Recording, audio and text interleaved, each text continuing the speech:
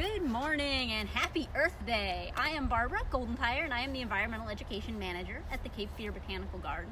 And today, in honor of Earth Day, we are going to do a river hike walk and a tour of this beautiful riverside trail that we have. It's a very natural ecosystem, all left uncultivated like some sections of the garden, which is a great education tool for us. And we're going to talk about lots of ways that we all as a community can help keep these rivers clean. And that's so important for all the animals and wildlife, as well as our human health and our drinking water. And before we get started walking, I did just want to show you on the river map here. This one is the Cape Fear River Basin. So water that falls, rain that falls anywhere within this big green blur here runs into the Cape Fear River. And you can see right there, there's Fayetteville. This is the Cape Fear River running through it. It starts way up actually there, and then it runs out by Wilmington out into the Atlantic Ocean. The Cape Fear River is over 200 miles long, and it's entirely within the state of North Carolina, which is really kind of cool. All right, and so now we're gonna leave that map here. And we're gonna head out onto our trail, and you will see that this trail has actually been, before the garden closed to the public, the trail was closed to the public because of some storm damage and some overgrowth. And so we are gonna trudge through a little bit, do a little foraging through if we run into some tall grass and things. And I have actually tucked my my pants into my socks, which is a little tip that you can do if you are home to help keep ticks out of your ticks off of your pants. And as we come down towards the river, you'll see that the plant life starts to change. You start to get different little plants, more different kinds of undergrowth here. Very green right now. Pretty much everything's leafed out for summer, which is really cool. Out in this area, we get beavers, otters, raccoons, foxes. Could have coyotes, so we don't see a lot of them. Raccoons, which we've caught on our trail cameras. Possums. We actually just saw deer before we started this movie running off. 4 deer running off into the woods. So kingfishers, great blue herons, lots of really cool animals that live out here. Let's see, I'm looking for a little bit. I know we get some poison ivy on this trail, and I'm actually looking for a little bit so I can talk about how to ID it for you all if we find some. There's a rhyme, I remember. Oh, actually, let's stop and look at this. This is really cool. So, this tree fell down, possibly in a big storm, possibly because the tree just got old. And so what you'll see is when the tree's roots actually hold onto the soil. So when the tree falls over, it'll pull all that soil up with it. It'll form a root ball. And this is actually a really good habitat for lots of animals. It provides, you can almost kind of see how it would provide little dens, how it would be a great place for lots of little things to climb and hide.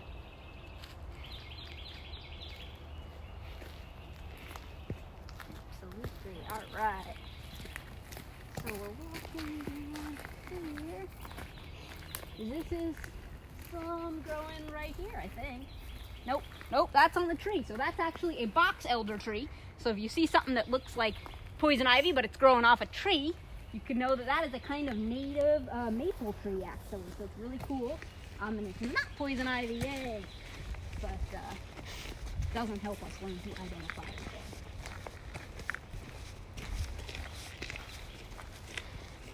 If you have any questions, make sure to jot them down and we will answer them live. Oh yeah, all right, so here we go. This big fuzzy vine growing up the side of the tree, that's usually poison ivy. So fuzzy rope, that's a nope. Leaves of 3, let it be, are 2 great little rhymes for knowing poison ivy. And then if Leah can bring the camera out down here, I'll tell y'all a trick that I learned when I was a new nature educator. So lots and lots of things have 3 leaves. And if people just tell you anything with 3 leaves, avoid it. You're like, well, that's all the plants.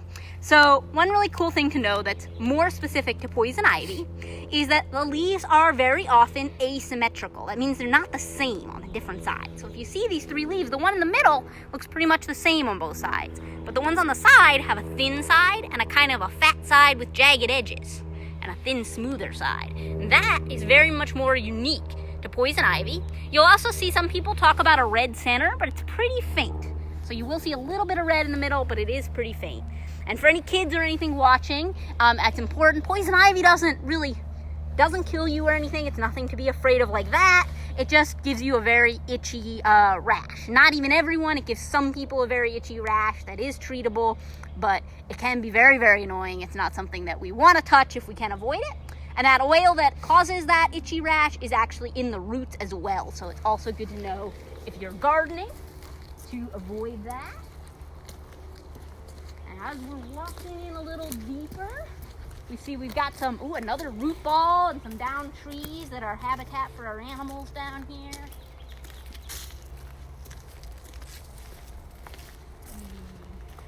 We've got lots of our grass seeds sprouting. And we have mock wild strawberry over here. So you get some really cool wildflowers out on this trail. Things that do well with the wet, a little bit acidic soils. This tree is pretty neat. Now y'all will see there's a little bit of carving on the tree. That's probably not what caused this tree any harm since it fell over, but it's never something you want to do at home to trees. There we go.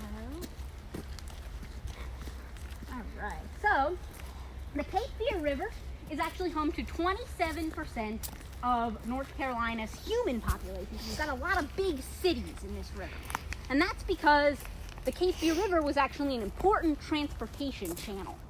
So people would travel up the river in boats and things, all the way starting from when the first settlers were coming, first European settlers were settling the state.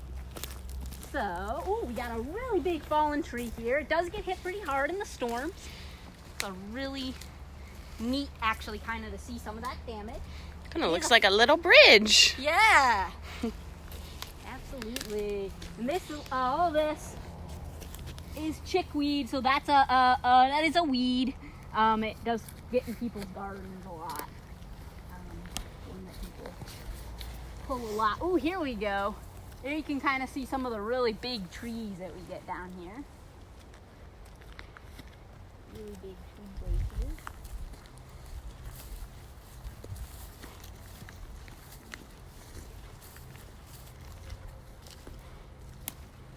There's some more wildflowers you can check out.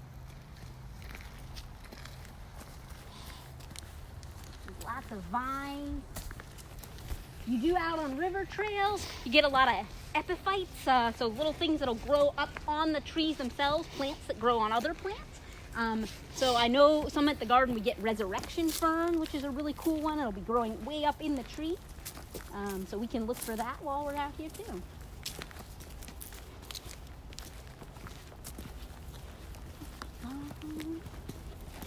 All right, ooh, look at that. We've got some big, I think they're vultures. I've got to come down where I can see them a little bit. I know, our trees might be a little in the way. Yeah.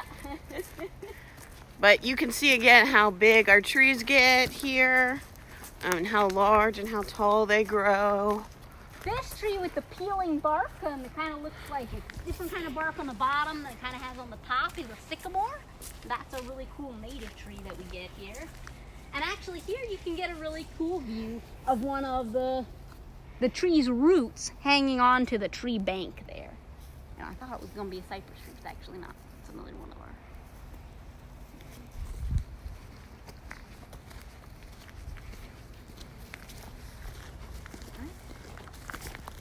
So even though this area is home to 27% of our state's population, we have to find ways to try to keep this water clean, to be drinking water for those people, as well as recreation water and other things. There are 3 dams and locks on the Fayetteville River to enable people to transfer. Actually, they can go all the way up from Wilmington. They can travel up. It's navigable all the way up through Fayetteville. So that's pretty cool.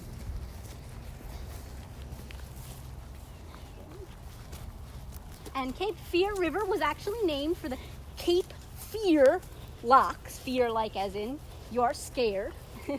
And it was named that way because the locks along the coast, the the area where ships would sail into the entrance there was very difficult to navigate. And so sailors and mariners were afraid when they were sailing through that. And so that's where the name originally comes from. All right. You see, we've got a little bit more of our tall grass here.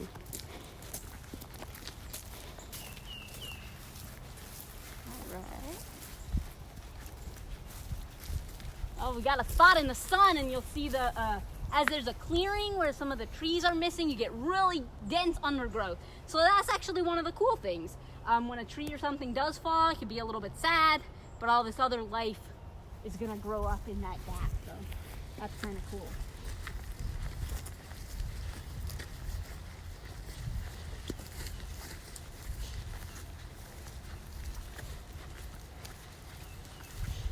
And what we can hear, I don't think you'll be able to hear it over the video, but we can hear a lot of birds singing right now, which is really fun and neat.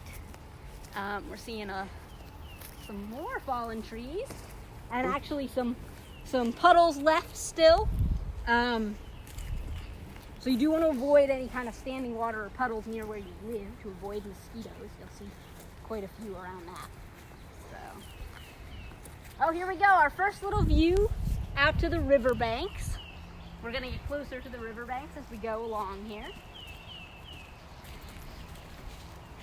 The Cape Fear River is actually both a black water and a brown water river. So rivers in North Carolina and other places are categorized by how much sediment is in the water. It kind of affects how they look, if they would look brown or if they would look black when you look into it. And the Cape Fear River actually has areas that are both. Now here's our caution tape, the part that was closed to the public. And we are going to go ahead and step over it. We have our permission. We can head down here to some of our truly big riverside trees here.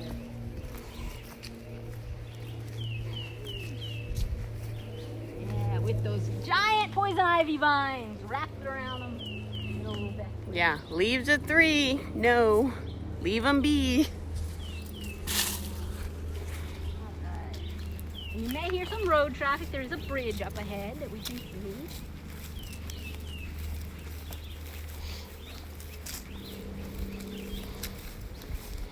And right here, before we enter our path, is actually where our trail camera is, and our first really clear open view of the river. So let's take a look at the river here. And you might be coming up on our trail cam right now. I think it's over there. Hi. So you can see, it looks kind of brown watery to me today, but we'll we'll see. You can see the slopes. So I actually did some of my graduate work when I was a graduate student in environmental studies on clean water and how the clean water affected different salamander species. And I want to just talk about a few of the major things that are threats to the clean water in North Carolina. And so sediment and erosion is definitely one of them. As you can see on the banks of this river, a lot of dirt ends up washing into the rivers. And so preventing any runoff or dirt from construction or digging in your yard from getting into the river is one of the biggest things that we can all help do to keep water clean.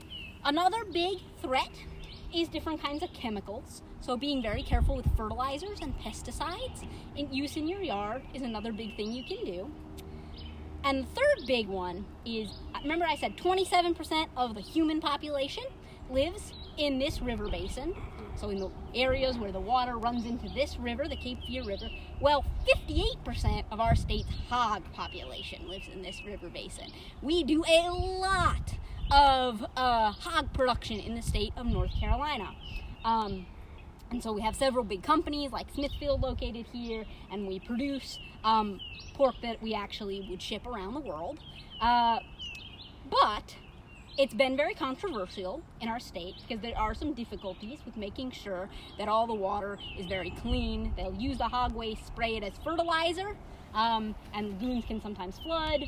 Sometimes you can get fertilizer runoff into the rivers. Those can cause historically have caused really big fish die-offs and other kinds of problems in our water. So another big thing that you can do, in addition to just keeping an eye on that in the news and the issues with what the politicians are doing about that, is you can help reduce the amount of meat you eat and choose really clean companies in terms of what meat you're producing. And the last thing that you can do is support riverside conservation areas that will preserve banks along the river to make sure those areas stay clean and not anything that would run into the river. So places like the garden, which are owning land along the riverbanks, are really good options for that. So there's a little plug for supporting us in other land conservation. And we're going to go ahead and head out across this bridge right here. You can check out in one of our past video feeds some raccoons walking across right where we just were. Yeah, they were here in the night. We had a few little visitors at night, one night.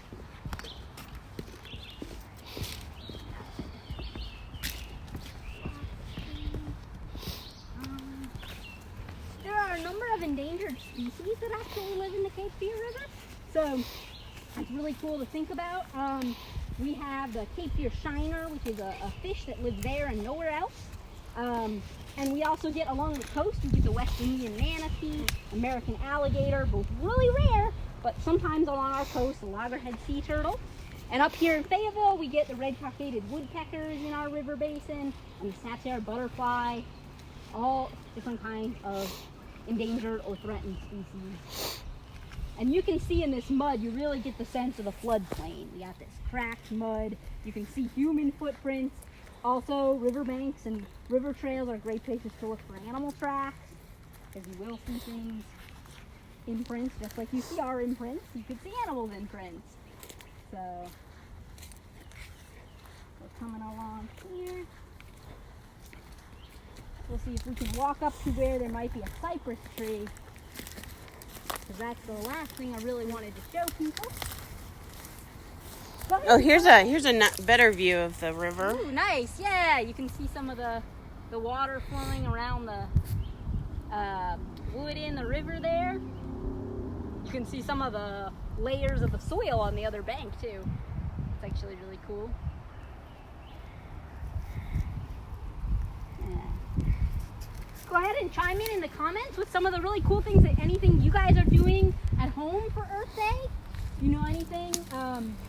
You're watching a particular show, or contributing to a cause, or making a craft, whatever it is that you do for Earth Day. We would love to know about that, or anything that you do to help keep our waters clean.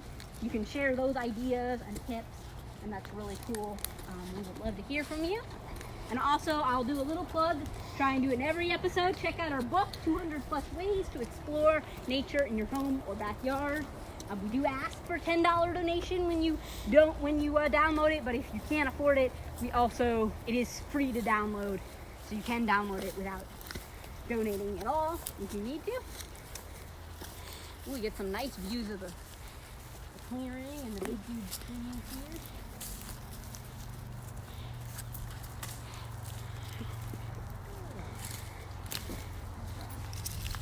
These are some really cool looking seed pods.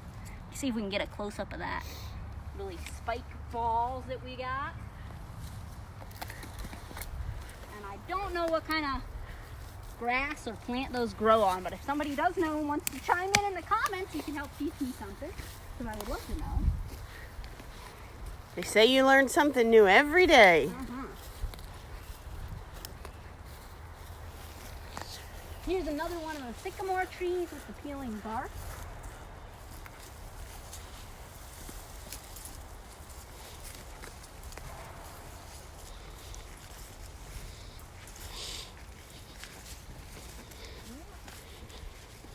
And then be too far up our trail to get all the way to our cypress trees. Oh, you can see there's actually been a little bit of runoff. So this is what you can look for in your own yard if there's a sign that erosion channeling is actually washing dirt and things away. If you see anything like that, that's a sign that you've got some erosion going on. And there's that.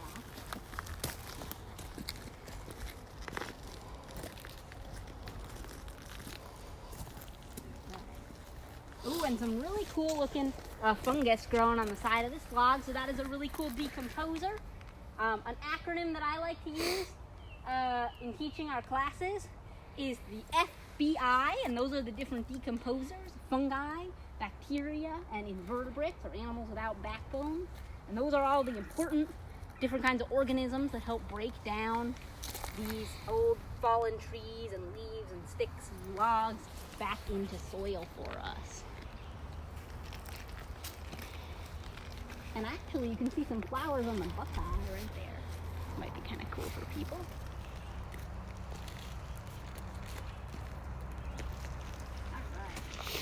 Well, I'm going to go ahead and end ours with that.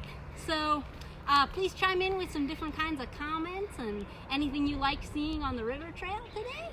And check us out next week, Wednesday at 11 for our next class. Bye.